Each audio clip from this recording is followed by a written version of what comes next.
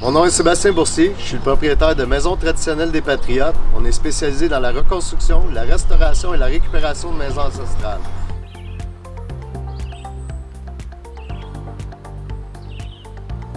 Aujourd'hui, on va vous parler d'un chantier de démolition, ou plutôt de déconstruction d'une maison ancestrale des années 1700.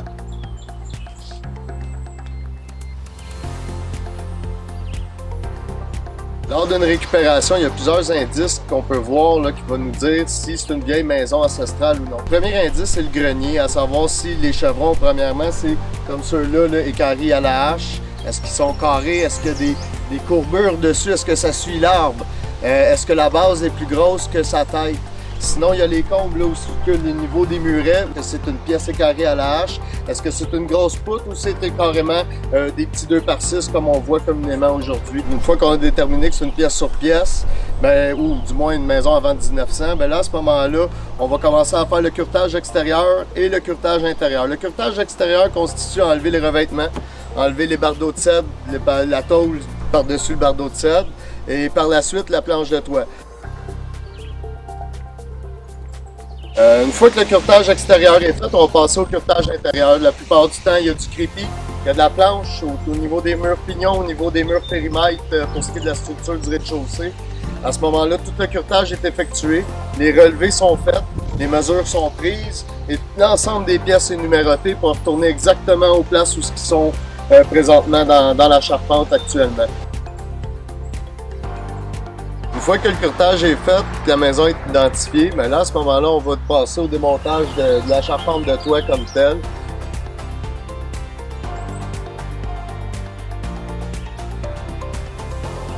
Une fois que ça c'est fait, là, on passe au plancher. Ici, à ce moment-là, là, on a le plancher d'origine, qui est un madrier d'à peu près 1,5 pouce à 2 pouces. L'ensemble est embouffeté, tout fait à la main. Et puis, comme vous pouvez le voir, là, les madriers suivaient l'arbre. Donc, on a un petit bout. Puis on a un grand bout. C'est ce qu'on appelle une pièce taper ou plutôt asymétrique.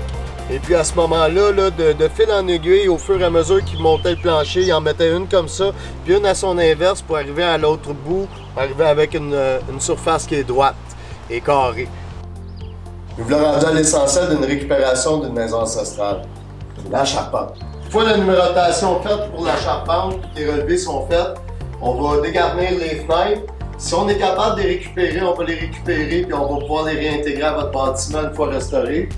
Même chose pour les portes, on va les récupérer pour tenter de les restaurer puis de les réintégrer au bâtiment.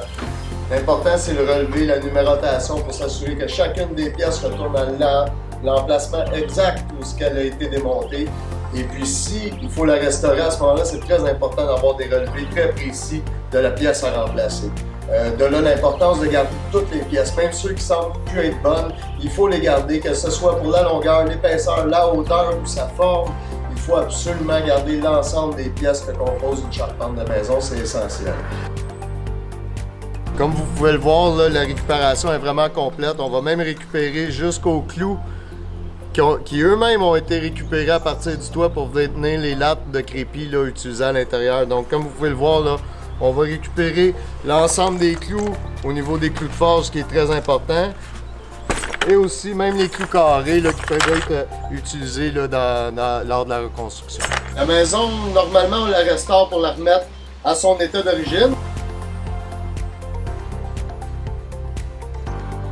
Sinon, les gens peuvent aussi la modifier pour la mettre à leur main et puis l'adapter en conséquence des besoins d'aujourd'hui.